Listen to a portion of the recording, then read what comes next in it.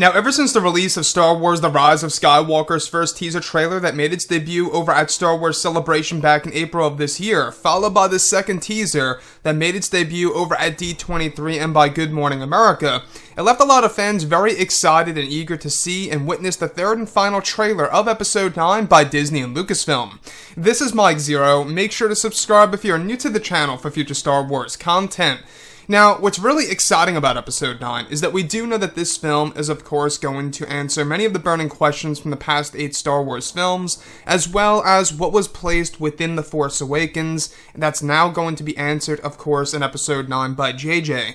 Now, on top of all of this, these past couple of weeks or so, we've been learning a whole lot more about this film, and when it all comes down to various shot descriptions of the upcoming Episode 9 Trailer 3, this is where things begin to get very intense for this movie. Now, specifically, shot descriptions consisting of a sequence where it's explained that Rey is said to be looking out to a binary sunset on the world of Ahch-To, where she is described to be levitating off of a large boulder, with the Skywalker saber floating in mid-air in front of her. It's explained that Rey, while doing this, begins to hear the Force Ghost voices of Anakin Skywalker, Yoda, Kenobi, and even Luke, where as all of this happens, it's explained that Rey eventually opens her eyes, where brand new dialogue of Luke is heard talking about the Force, where Rey slowly turns her head around toward a blue light that is said to be off camera, which implies that she is witnessing Luke Skywalker's Force Ghost. The next describes a segment in which Kylo Ren is said to be approaching Palpatine, sitting on his throne inside of a dark environment, where it's said that there are 2 large Sith statues next to Palpatine's throne, where brand new dialogue of Palpatine begins to play over the shot, where he tells Kylo to fulfill his grandfather's legacy, which cuts to a sequence in which Kylo ignites his lightsaber blade for an unknown reason. Another describes a moment in which both Rey and Kylo Ren are said to be fighting inside of Palpatine's old throne room, on board of the second Death Star, inside of Palpatine's tower, where the original throne can be seen in the background, with the iconic window panel where both of their sabers are said to be clashing together. As this unfolds, it is said to echo Luke and Vader from Episode 6. So, let's go over a couple of parts about this. Now, in case you guys did not know, this movie's gonna have a lot of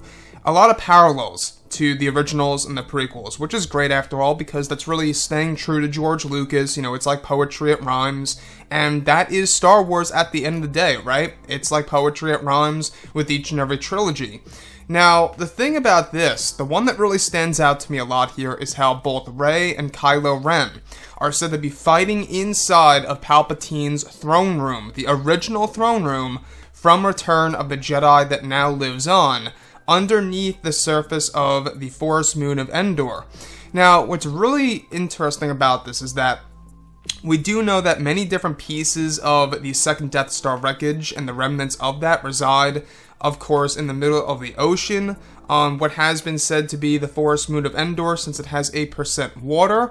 Now, this particular scenario, we have both Rey and Kylo Ren fighting inside of Palpatine's tower. So in case you guys did not know, Palpatine's throne room itself was not exactly in the Death Star per se, but it was actually inside of a large tower that served as basically an observation deck. You guys can actually see it in Return of the Jedi as some of the fighters pass by. It's like a large spire where on top you have this observatory deck. I think it's divided up into like 3 or 4 different segments, one of which is his throne room. So that's exactly where Rey and Kylo Ren are now fighting, which really alludes to J.J. Abrams' original idea in The Force Awakens of having Rey scuba diving in, of course, the depths of the ocean and going into Palpatine's throne room. It's somewhat similar, you know, they're kind of staying true to what they wanted to do with The Force Awakens by, you know, re-exploring Palpatine's old throne room in the second Death Star. So I really got to give JJ props for that, because it seems like that this is going to be a very eerie setting, a very dark and grim scene between both Rey and Kylo Ren that's going to echo Darth Vader and Luke's fight.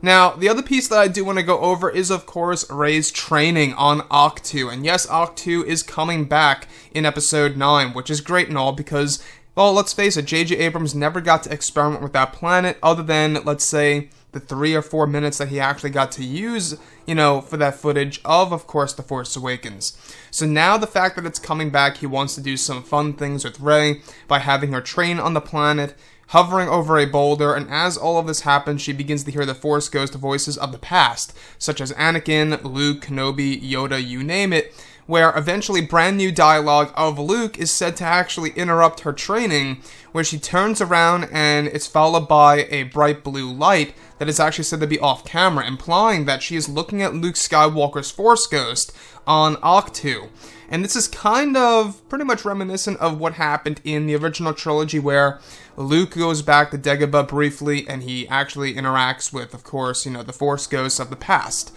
So anyways, guys, drop a comment below. Let me know what you think about all this in the comments. And if you guys did enjoy the content for today, do make sure to drop a thumbs up on this video to support the channel. I thank you all so very much for the kind support, and I'll catch you guys next time.